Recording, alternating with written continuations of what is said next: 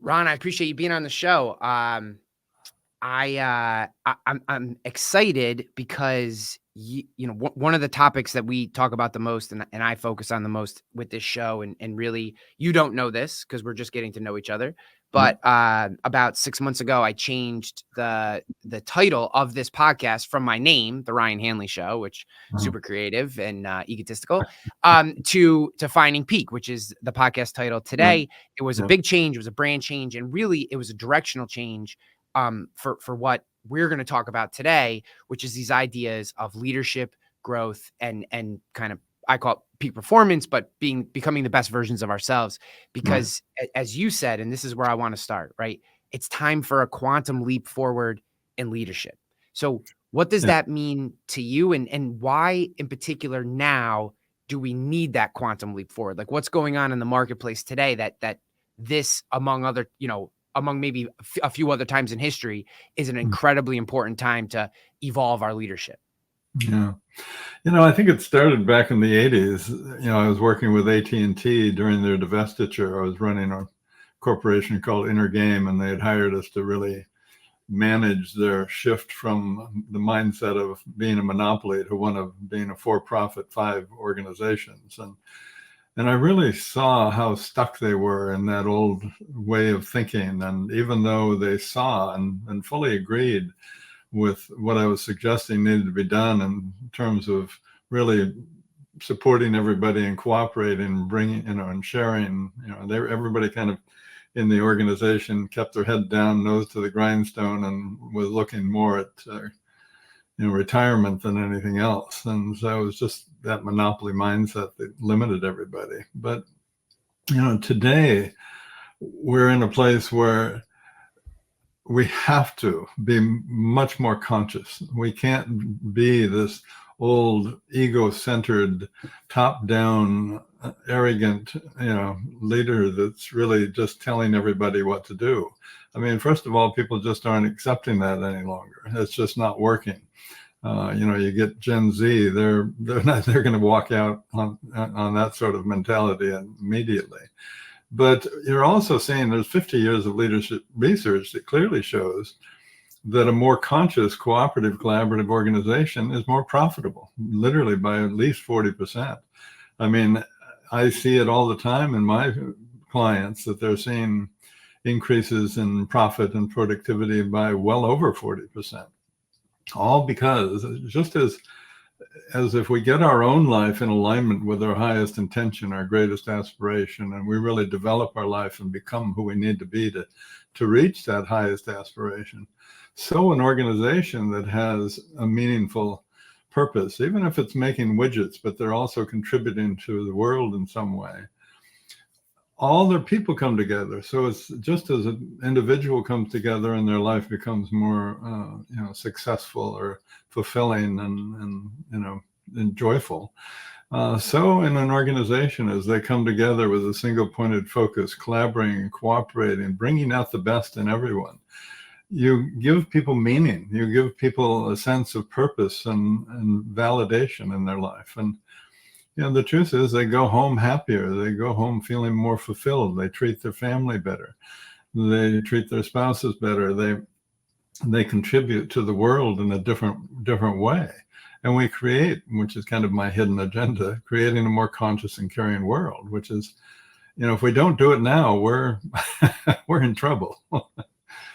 So for one, just a point of reference for the audience, when you say conscious, like, maybe just define that term a little bit and how it relates particularly to leadership so that everyone can kind of be on the same terms. Good. Conscious, really the definition of it is, how aware are you of what you're thinking? How aware are you of what you're feeling? Even on a subconscious level, I realize people think, oh, subconscious, well, that's not conscious. And actually, if you quiet your mind, if you're focused and present enough, you really are aware of subconscious thoughts that go through, supportive or unsupportive, that type of thing. And so it's really a matter of healing the past from my experience so that you don't have all that subconscious limiting chatter from unhealed issues of your past. and really quieting the mind, and then neurologically rewiring the brain for integrated whole brain thinking, which really makes the brain a much more potent receiver and capable of, you immediately start accessing higher levels of creativity, imagination, intuition, but also higher levels of thinking. As you move up in consciousness, you become more aware, not just of yourself, but of other and otherness. And in that level of awareness, that's where you find the answers that you're looking for. So my clients, as they move through their different levels of evolving, they begin to recognize, oh, if I don't have the answer here, and are feeling resistance and struggle here, that just means that there's something ready to be healed. And so they breathe into that, do whatever is necessary because they have the skills to really heal whatever is in the way. And in healing whatever they're struggling against, they access the very part they need to allow them to go up into an even more aware, more conscious state where they can find the answers that they're looking for. And that, that takes them into what I call big mind, the capability of really, rather than struggling and trying to find answers, but to just really quiet the mind and then put out what you're looking for and receiving that. I was talking to a friend of mine. We meet every Monday morning. We're peers and both entrepreneurs, etc. And it is like a true kind of shoot the shit session. Like there's no agenda. We kind of check in on each other in so much as like, how was your week? How you doing? You hitting your goals and that kind of stuff. But then for the next, sometimes it's we our technical stop is a half hour, but sometimes we go an hour. It's really just, I'm going to use this term safe space, even though I don't like the woke connotation of that term, but it is a safe space to just, we just talk, right, about different things that are on our mind related to business. And it's difficult. Like what you just discussed is a very heady topic. And I feel like in today's world, people are so bombarded with life. There's so much. And I'm 43. So I remember a world without the internet. I'm the last generation that will remember a world without the internet. And before the internet, life was just slower. There was more space built into life. It just was, right? You had to walk places and not know if the person was going to be there on time, right? Like you'd be like, hey, I was trying to explain to my kids, and I promise this is going somewhere. I was explaining to my kids the idea of like, I was like, you used to say to your friend, hey, meet me at the ballpark at 3 p.m. Right. And then you just hoped that they were there at 3. And maybe they're there at 2:30. Maybe they didn't get there till 4. You didn't know. And you just had to kind of trust that eventually they were going to show up at the ballpark to play or whatever. Like it just, and like, cause they're like, well, did you text this person? You tell them you're going to be there. And if you're going to be 3 minutes late, now you got to like text them and say, hey, I'm 3 minutes late. It's like, and all of that takes space and time. Okay. So this is kind of what we were discussing. And I said to my friend, I said, today, it feels like today, everyone needs to become a philosopher, right? Like in like, it comes back to like the idea of like stoicism having such this resurgence and huge impact on our culture. And now, I'm reading, half the books, I'm a big reader, but half the books I read now are philosophy books and not for like I don't know, I guess when I was growing up, like if you read philosophy, it was like, you were not going to do anything with your life.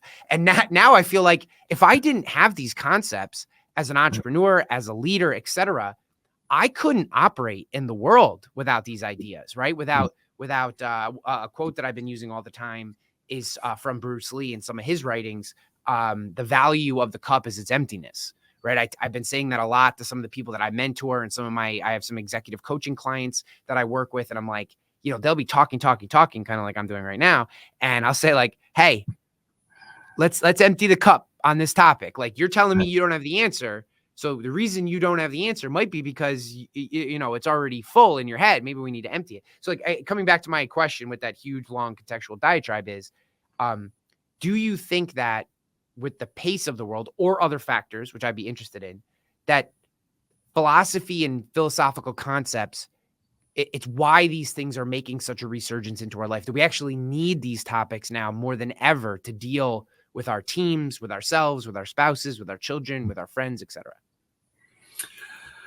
Yeah, I do. I mean, there's certainly, I come from a strong spiritual background. I've studied all the various religions and meditation, and just quite fully. And those were kind of like, that was another part of my life that never came into my work, in a sense. And now it's an integral part of my work.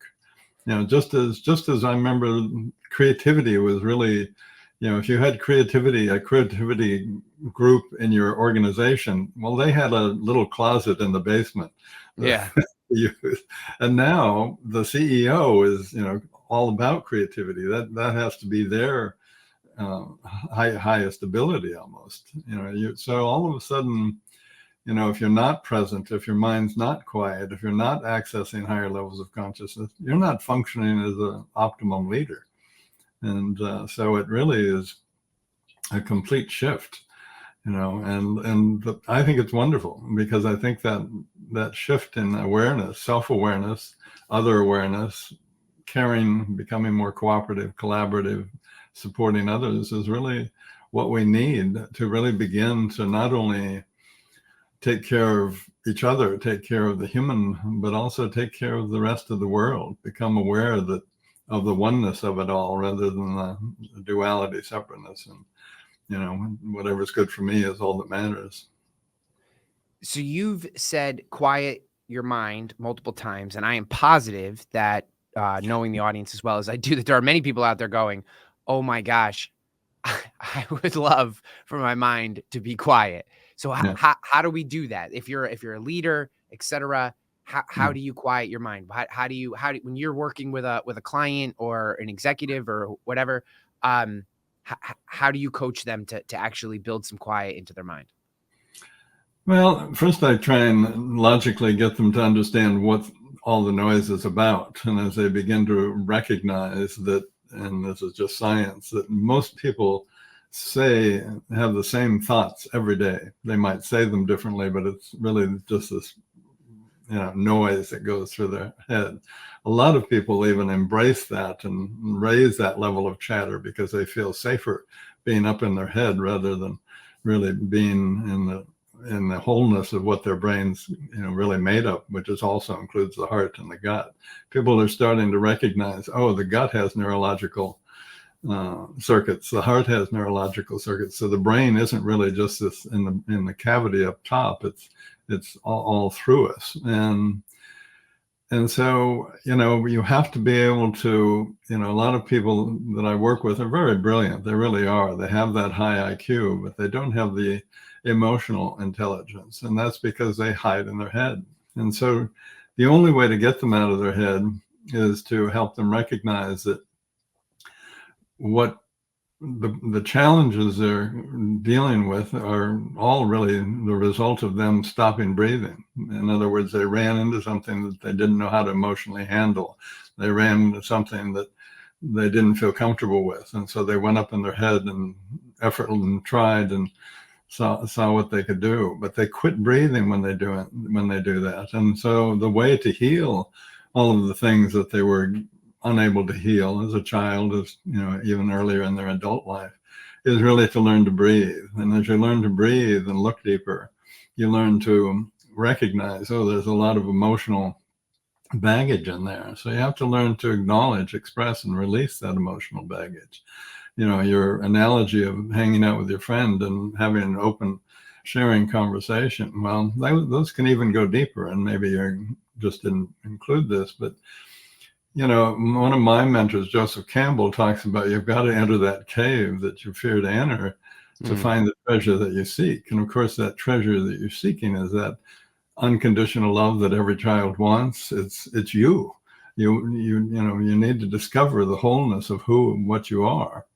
As a child's growing up, they discard a lot of the different aspects of who they are to get acceptance from their family, from others, and all of those parts that we've discarded are really necessary for us to become whole, for us to become authentic, for us to become capable of accessing who and what we truly are. So what I do is help people to go on that inner journey, that hero's journey that Joseph Campbell talked about, that Star Wars was written about, and all of that. And in that inner journey, they become more self-aware. They become more aware of others. They become more compassionate, empathetic. They become more sensitive and supportive of others. And all of a sudden, they create a more trusting, supportive environment where people are willing to contribute and explore answers and share what their insights are around the work environment or social structures that they're involved in. And in that, you really, all of a sudden, you get people who are more committed and they're more involved. And all of a sudden, your organization is more cooperative, more collaborative, more successful. And, so it's all tied together. But it all starts with healing yourself. It all starts with healing all the different aspects of yourself that you left behind. And then that really creates a platform, a foundation, if you will. And the higher you want to build your life, the more,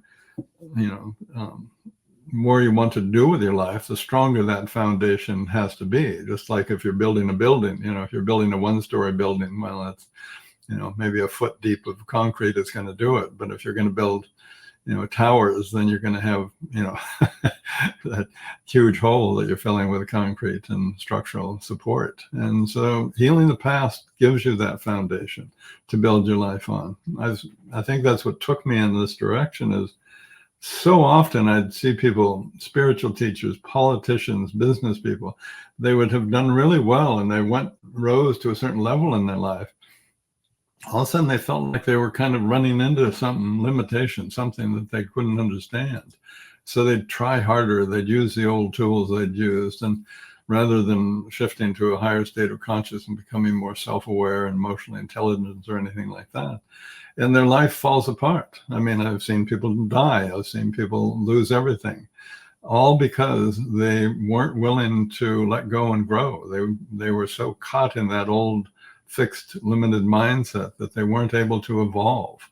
And so my clients, which are really very successful C-suites, entrepreneurs, founders, what I see in them is that they're really, as they heal themselves, become more self-aware, they're really looking at how do I don't want to go from one comfort zone to another. I want to continue to evolve. And so that's really, that can only be done by quieting the mind ever more fully so that you're accessing the very best of what your brain has to share with you.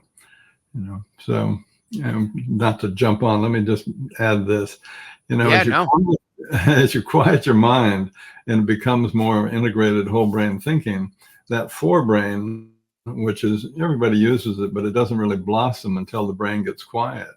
And as it blossoms, it becomes the conscious CEO of your life. So you see everything differently. You respond to everything differently. You react to everything differently. And as that begins to happen, you begin to trust your higher capabilities. You begin to understand, consciousness is key. And if I understand what my highest aspiration is, in other words, what's my highest intention? But what do I need to breathe into? What's going to be a little more difficult? And that's your aspiration. And so as your life becomes that, has that deeper purpose, that deeper meaning, and you're moving towards that aspiration, you're becoming more self-aware, it reflects in your relationships with others. Your relationship with yourself is always reflected in your relationship with others. So the more conscious and caring and self-accepting and self-loving you become, the more that is expressed in all of who and what you are and what you do. And so it really is key to quiet the mind, because the kind of the thing that makes a huge difference in my people who stay around for a while is they start accessing what I call big mind.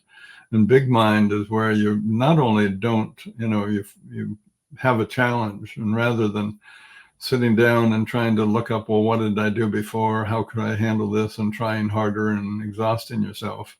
you really just sit there and quiet the mind completely and say, okay, this is what I'm looking for. This is what I want. And trust that it will come in. And it does. You know, I just was talking to a fellow I hadn't worked with for about a year. He's just blown away by what Big Mind's capable of, because he said, I've got 6 patents and I've got 6 more coming.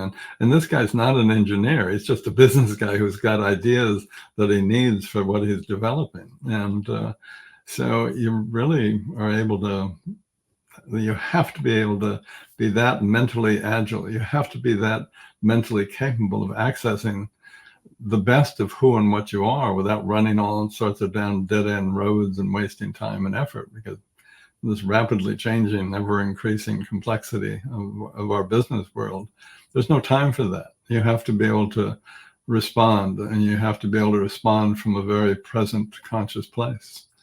And most people don't. You know, if they haven't healed stuff, they're going to respond from a more contracted, fear-based, ego-controlled place. Yeah. I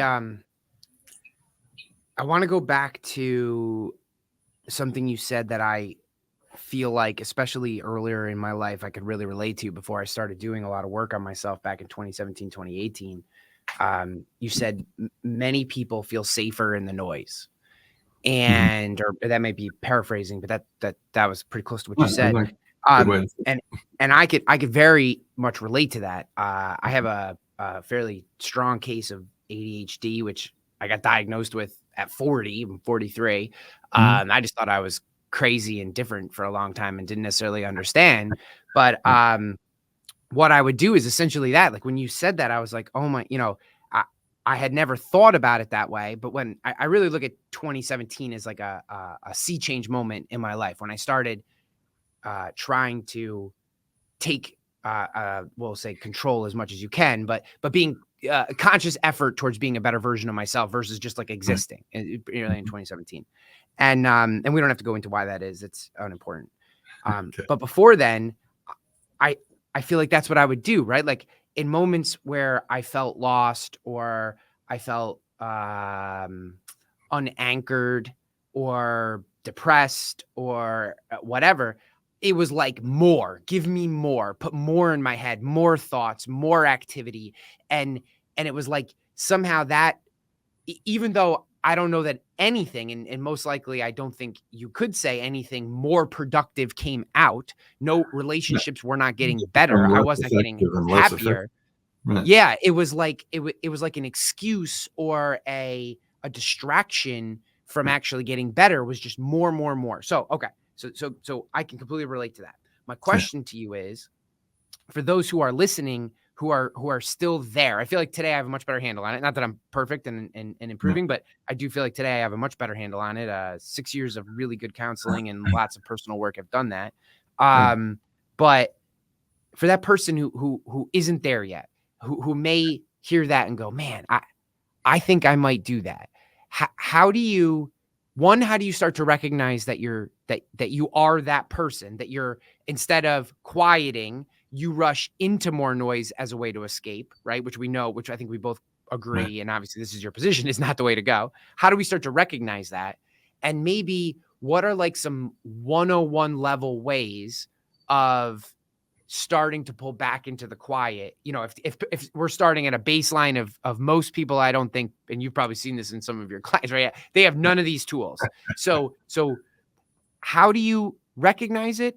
And then what is maybe like your number 101 basic first thing for starting to quiet that brain? Well, to recognize it, all you have to do is say to yourself, okay, I want to stop thought. If you can't stop thought, you're not in control of your mind. And so then the journey becomes, okay, so how do I stop thought? And that is the journey of meditation. That's the journey where you begin and find a single pointed focus. And I would suggest breathing, because it's always there and handy. And you start breathing into and that noise, and you start breathing into it and giving your mind something to focus on. Like as you breathe in, say in. As you breathe out, say inwardly, say out. And you just continue that. And maybe you begin to extend the in and the out by counting, up to 20 while you hold the breath in, and 20 as you hold the breath out. And that can keep going up to 50 or 60 or whatever it is. Yeah. Because, you're just working through your fears of life and death as you do that. But what you're going to recognize, everybody does, is, oh, well, what's all that noise about? And that noise is always about your unhealed, unacknowledged, and undealt with childhood issues. And they're really, that's the beauty of it, is you learn that, oh, when I'm struggling with something in my life, that's really just nothing but an indicator that something's ready to be healed. Something's saying, oh, okay, yeah, we can figure that out, but we need access to more of who and what we are. So we need to heal that part so we can, become more whole and conscious and access that wisdom, that knowledge, that awareness. And so, it only takes a couple of months to really heal our emotional backlog sufficiently so that you can monitor and deal with it on your own. As things will continue to come up maybe throughout your life, but you have the tools, you have the ability to take care of those as they come up. And to be honest with you, when they come up, you don't see them as, oh my God, I've got to deal with this now. No, they're opportunities to learn and grow and develop. They're opportunities to become whole.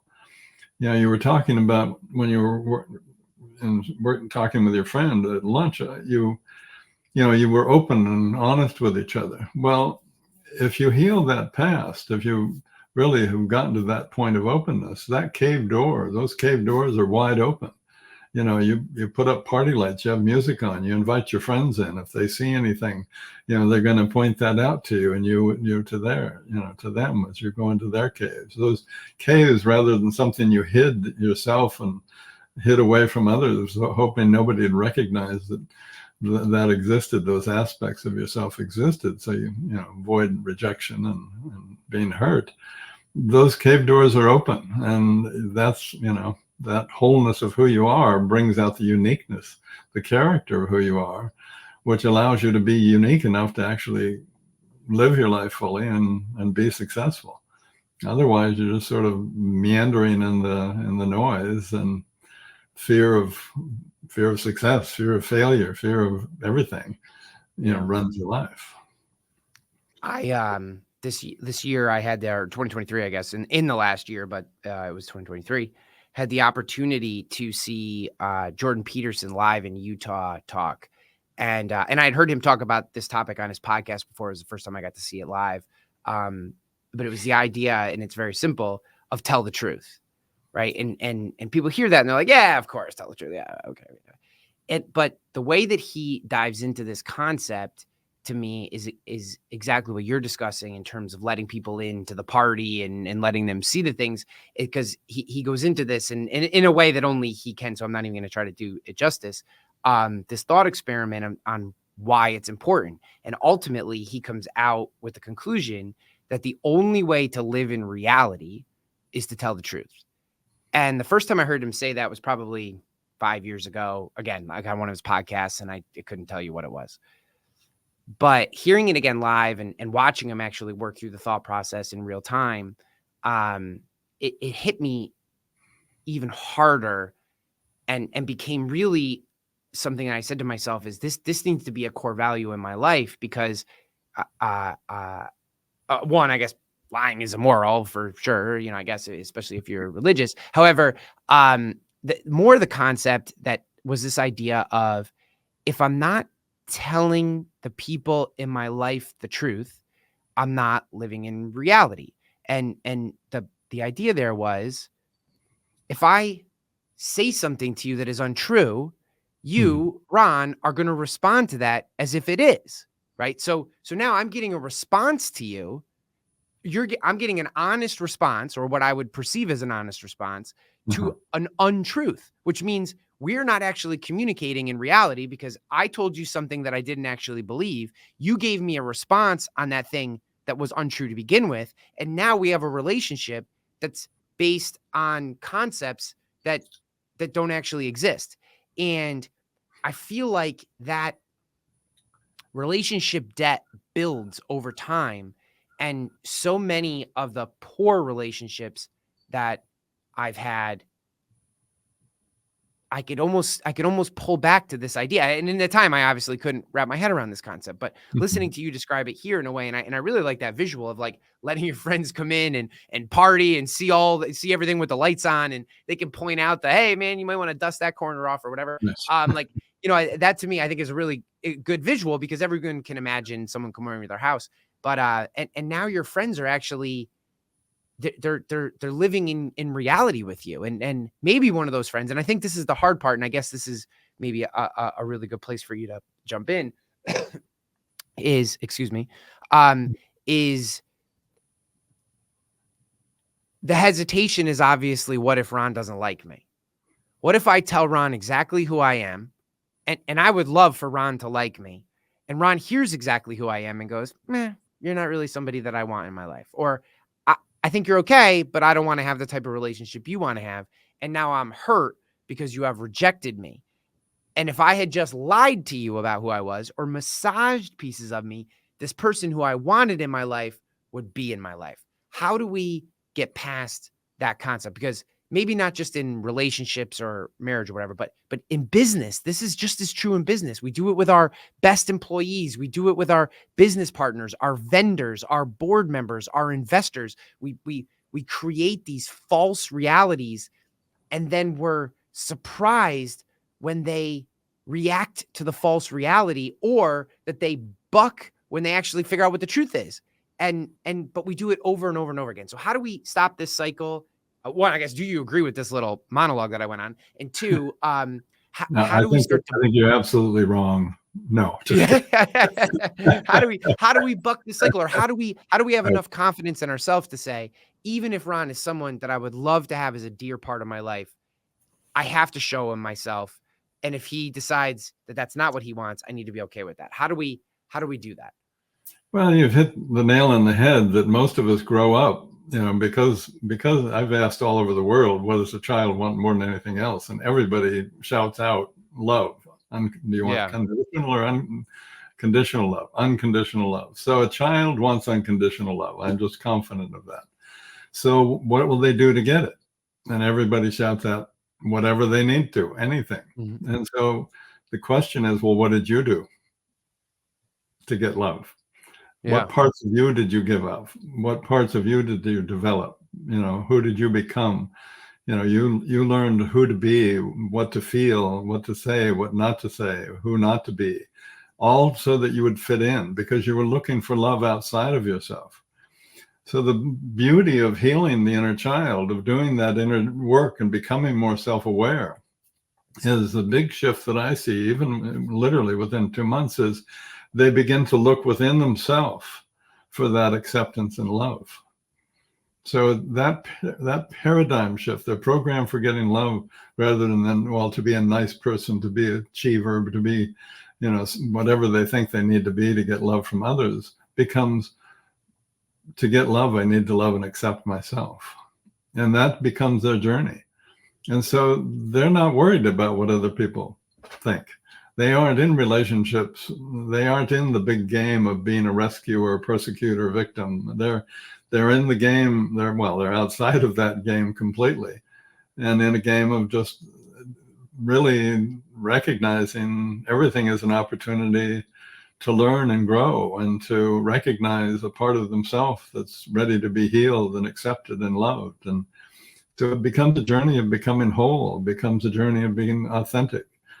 And it's from that integral place of wholeness and self-acceptance and love that you move through the world. So if somebody's doing that with somebody like myself, I'm not judging, I'm not even really listening to what they're saying. I'm listening to what's behind it. They're revealing a great deal to me, which doesn't always make them comfortable, but it's what they're not saying that tells me as much as what they are. And so, I ask questions. My wife jokes, I'll go to lunch with somebody and she'll joke when I get home, say, would you make them cry? Mhm. I go, what do you mean? Yeah.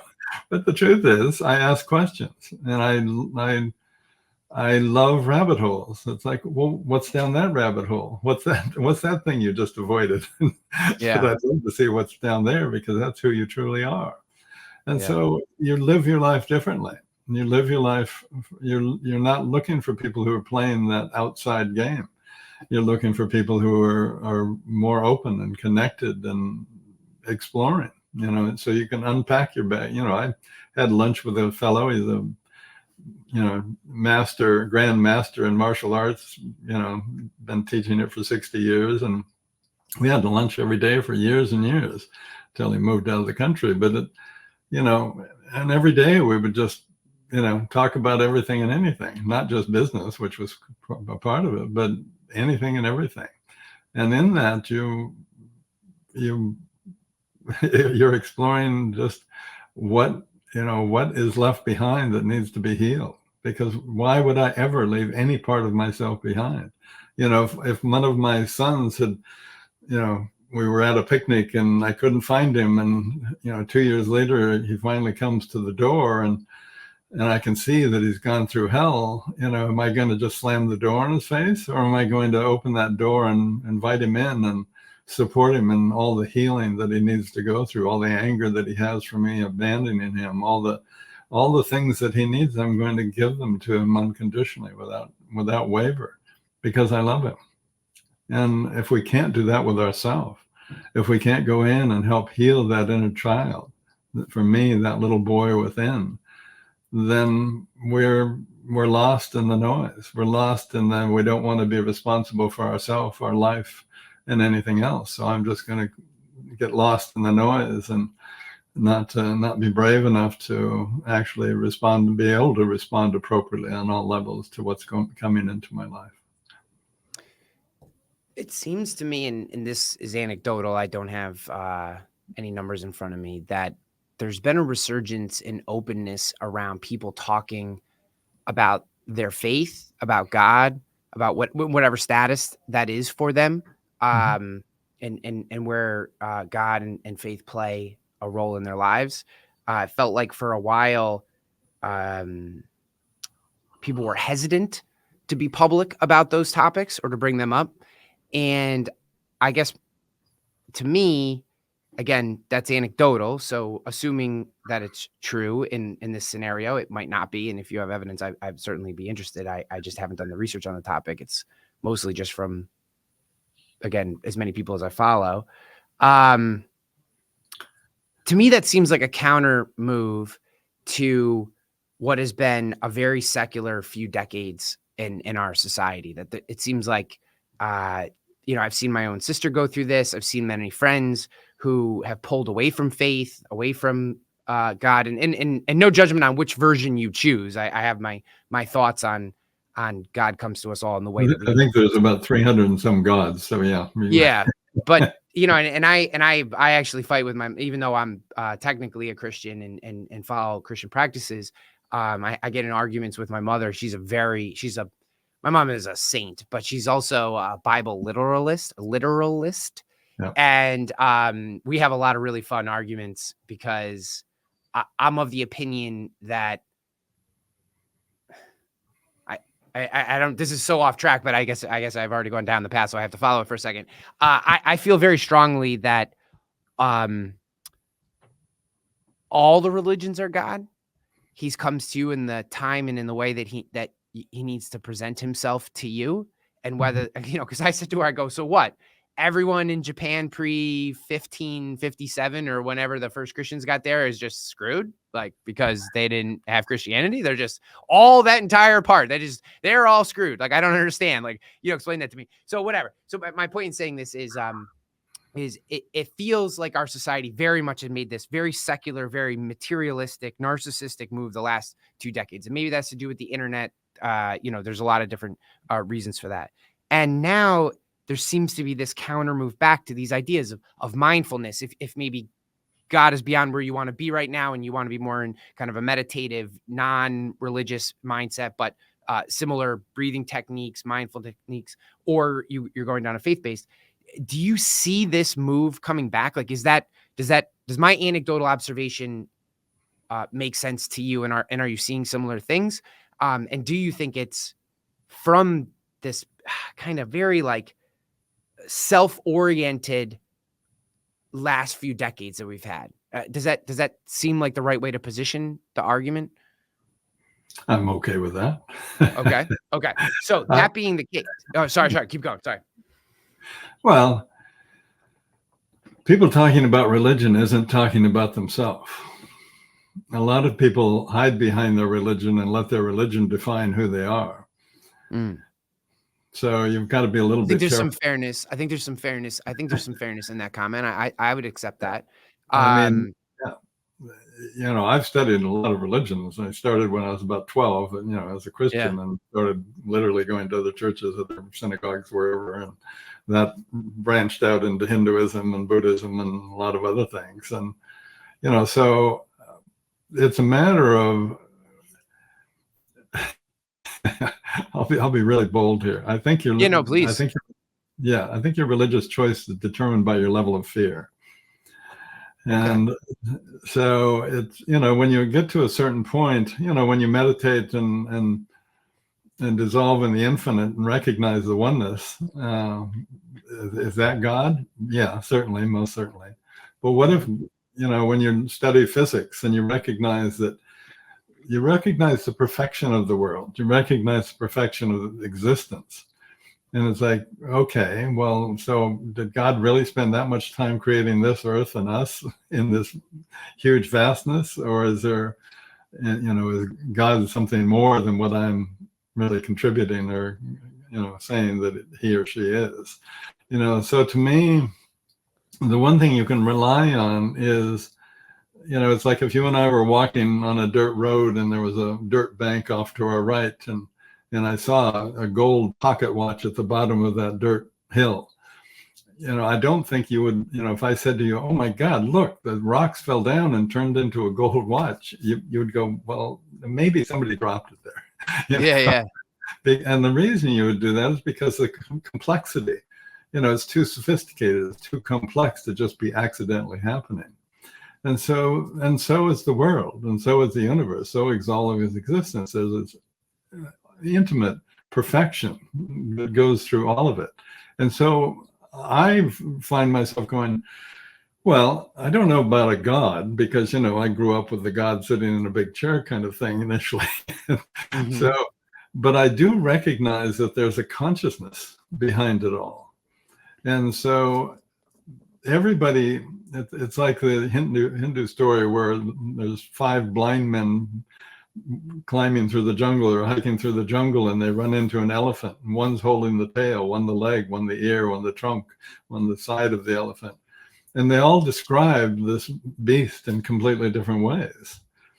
And I think that's really what's happening is we're in this jungle, we're lost in this jungle, and we're looking for something, meaning and some anchor that gives us a feeling of safety and confidence. And we find this elephant, and, so all these blind men go off and they create religions. There's the tail religion, the trunk religion, the leg religion, the ear religion. Mm-hmm. And yes, that's fine. And that works for certain people. But, the truth is, what if you really are willing to quiet your mind and really let yourself experience the oneness with God? What if you're really willing to let go of your attachment to this physical form and experience the connectedness that you have with that vast consciousness that is filled, that is existence? Then you begin to recognize that religion is a workable tool for people, and it helps them feel more comfortable, and it gives them focus in their life, and perhaps creates a bit of sanity, although millions of people have been killed because of it. So it's really a matter of, what level do you want to play on? When you look at, in Mycia, the king said, geez, we're going to throw out this part of the Bible and we'll bring in this part. And, so this one guy, for political reasons, so that the Christians and other people would like him and he could stay in power, really, really defined what the Bible's all about. And yet, I have people come to my door going, well, it's in the Bible. And it's like, yeah. you know? This is, it's funny. And this is the struggle when I talk to my mom. And when I say this, we have amazingly productive yet combative conversations in so much as Yeah. like, our varying views. But I tend to skew more towards you. And I said to her, I go, Ma, just take King James, right? Didn't change too much other than the definition of words literally changed how we define certain terms, which Yeah. drastically changes our interpretation of what's going on. So like Yeah. when you say, and again, I'm not knocking my mom. She's like I said, a saint, and is I'm probably on telling a her. deeper plane than even myself. So, I not that she listens to the show, she does not. But It- she wouldn't be upset with me saying this. And I just, and because there's a lot of people that feel this way. And my point is, and I think this is what you're trying to get to. And I wholly agree with your what you're saying. To me, I see all the religions and meditation and varying other things as different handrails on the steps leading to the same place. And if you see them as that and not the actual laws of the world, but as a handrail, as a guide to this higher place, then which physics gets you to, which I was a math major in college, math gets you to, all these things, if you allow them to, and you don't get caught in the ideology of the thing, but in seeing it as a, I'm creating this visual of a handrail. They all take you to the same place. I mean, literally string theory is built, if you believe string theory, and I don't know that I do, but this whole concept is built on the thing that literally everything in the universe is connected, right? That quite literally everything is connected. And how you could believe that's true and not believe in a oneness or God, whatever you want to name, this oneness is a good way of putting it in the terms of our conversation today. I don't know how that's possible. So here's my actual question for you that we can go back to a tactical usage for someone from a business context is, I believe whether they are embracing religion for all the right reasons or not, or depending on how deep they are, meditation, mindfulness, etc.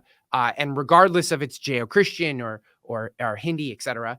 I believe the resurgence of these topics are a counter move from 2 decades of, as I said, selfishness, narcissism, secularism, etc. Let's say someone listening to this is still caught in. Do I still have you, Ron? Yep. Yep. Okay, good. Okay, good. The screen froze for a second. Good. I'll cut that part out. Sometimes I just sit very still. Yeah, no, it's fine. It's fine. The internet probably knows we're talking about religion and is starting to knock us down a little bit. No, so let's say someone is listening to this and they can feel that sense, and I've seen this and talked to some of my friends about this, right? They feel that little bit of like, man, my life has been a little bit all about me, even though I have a spouse or a partner or kids or they're how do you, what are some, just like we talked about a little bit with the quieting your mind, what are some initial steps to that someone could take that don't feel too, some people get a little overwhelmed with some of the stuff we're talking about, right? What are some of the initial steps that people can take to start to break free of the, I'll call it the cage of self-orientation to starting to think about some of the things we're talking about, right? Obviously you're farther down the path than me, and I'm farther down the path than most. For those who maybe are towards the beginning of this path, but they understand it, they feel it, they want it. What are some of the things that you would recommend for just those initial non-scary steps to get a little bit of momentum going down this path? I would share what I do. I mean, that's what I do. Awesome. I've studied and learned, and I've gone through 1,000 different tools and practices and that type of thing in my life. And the one that is always there for me is breathing. So if what I'm recommending is become responsible for your life to the point where you can respond appropriately on all levels of what's coming into your life. And, so you have to breathe, you have to heal that backlog, you have to quiet your mind. And the only way to quiet your mind is to give your mind something to focus on. You can't tell your mind, oh, quiet down, because that's the mind talking to the mind, which only raises the level of confusion.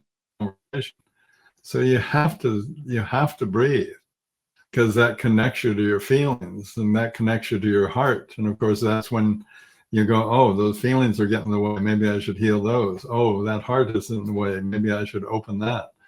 And that is, it is that process. People are going to choose how deep are they interested in going.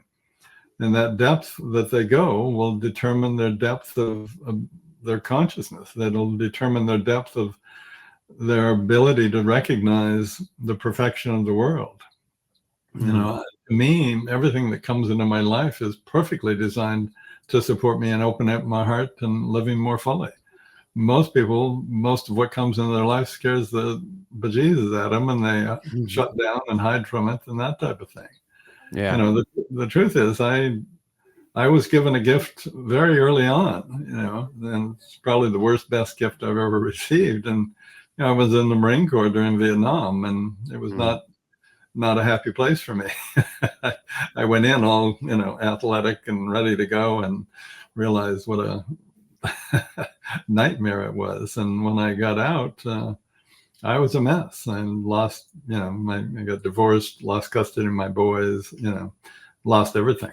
And it was in a moment of literally in the middle of the woods, I'd chosen to take my life. And, you know, I was a big guy, and I had a big hunting knife, and it was coming towards my heart at full speed. I wasn't, you know, looking for excuses or haphazard ways of doing it. And somehow in that moment, I dissolved in a white ball of light, you know, and at 21 or 2, I had no idea what that was. No awareness of myself, no awareness of the world around me. But what I did experience is the perfection of existence, the beauty, the oneness of life, the meaning that my life had within all of that. And it gave me purpose and direction, because I wanted to, okay, how do I live with an awareness of that oneness rather than the duality? How do I rely on that oneness to bring out the best in me? In other words, as I later learned, how do I live from a place of consciousness that allows me to really enjoy the oneness rather than, you know, have to struggle with the duality and be limited in my little comfort zone, so I don't have to respond, you know, I don't have to be responsible for things that I'm uncomfortable with looking at or dealing with in life. Have you ever read The Untethered Soul by Michael Singer? I probably have. I'm certainly familiar with the title, so I, you know, Yeah. I'm a voracious reader, so Yeah, me too. I'm with you. I'm also very draconian. The library, my library is books that pass a cut. I will throw a book, one chapter in the garbage, and move on to the next one if it feels contrived or whatever. And I love it. I love all different stuff. But to Michael Singer, and then I want to address one more thing with you. The whole book is a non-religious breakdown of the concept that we are not our mind and we are not our body, that we are he refers to it as a soul. Insert whatever word makes you most comfortable, but this concept that our mind and our body are physical manifestations in this plane that are meant solely to keep us alive. And the narrative that we hear on a day-to-day basis is not us. That is our mind just projecting thoughts, most of which are fear-based, because fear is what keeps us alive and has been evolved to keep us alive. So you are essentially being pounded all day long with fear-based thoughts, and you can hear them, right? And you know, and unless and he goes to this idea that you talked about very much so, that by quieting our mind, by listening, by being able to find what you call a big mind, you can actually start to dissolve that narrative that is just an onslaught. And when you do, it's like the first time, excuse me, that you ever get to experience who you actually are and what you actually believe in life, because you're just having this narrative hit you in the face all day that you think is you. Most of us are never taught that that's not us. It's our mind or our body sending signals to us to say, this is how you keep us alive. Fear, fear, fear, fear, fear, avoid this, don't do this, be scared of this, don't say this, fit in here, whatever, because those are all the things that keep us alive, yet none of which is who we actually are. And it just relates in some ways, at least closely, to what you're saying. And I try to push that book as much as I can because it was so meaningful. It's a very quick read. It's a very easy read, but the concepts in it are very, very deep. And to me, it's another data point to support exactly what you are saying, that we have, that unless we understand who we truly are, and the only way to do that is to be quiet. And however you can get there. I've used meditation. Sometimes I'll tell you, quite honestly, the Our Father prayer works for me. I will just, almost like a mantra, I'll just repeat it and repeat it and repeat it and repeat it. And then it will kind of get quiet in my mind. And then all of a sudden I'll be in this state of peace. And that's just how I get there. I think everyone uses different ways of getting there. Think in terms of the noisier your mind, the noisier your meditation has to be. Yeah. So yeah, you might want to have music on. You might have to stare at something. You might have to be saying something. You might have to be breathing. All of that together is, you need that level of noise to quiet and focus the mind, and that's fine. But at some point, as the mind gets quieter and quieter, you begin to, okay, well, I don't need the music. Okay, I don't need that visual. Okay, I don't need that. And pretty soon, it comes down to, well, okay, my single pointed focus is my breath, and I'm going to use my breath in various ways to extend that single pointed focus so that I can quiet the mind completely. And it's in quieting that mind that you empower yourself ultimately to, as you suggested, to discover who and what you really are. Because otherwise you're just not able to take responsibility for your life, because you don't even know who and what you're capable of. I just finished Bruce Lee's Striking Thoughts, which is a wonderful look into a very dynamic and interesting human being. Some of it is just the ramblings of an individual. Some of it is really, really interesting and intriguing. And he talks a lot about the Confucian idea of knownness and this idea of the and I've said this on the podcast many times. It's a slightly different, but cut from the same part of the book. He expands on that idea of knownness, and he tries to describe it in this idea of the value of the cup is in its emptiness, and that we cannot be who we are unless we enter all situations as an empty cup would, right? Open to the world, devoid of these incessant thoughts that are constantly filling our mind, devoid of ego and all these kinds of things. It's a really interesting concept and book for those who are interested in it. But my second to last question, I got two questions for you, and then I would try to be respectful of your time, although I know we're close. I'm doing fine. I apologize. So you just told an amazing story, and I want people to dig into it further. And my last question will be where they can find out more about you and your work and dive into that. I just have one question about that experience, and it's you're standing in the woods and you're driving this knife towards your heart, and you're enveloped by this white ball of light. This experience happens. It ends. You have not killed yourself. You're standing there. You have a knife in your hand. Actually, the knife was about 20 feet away. Knife is about 20 feet away. Yeah. What is your next thought? Like this just happened to you, something that it will forever define a moment in your life and obviously change the course of your life. Very much so. What is your next thought in that moment? What is the first thing that hits you that you're like, what is the first thought that hits you when that happens? I'm just interested in that. How do I reconnect with that?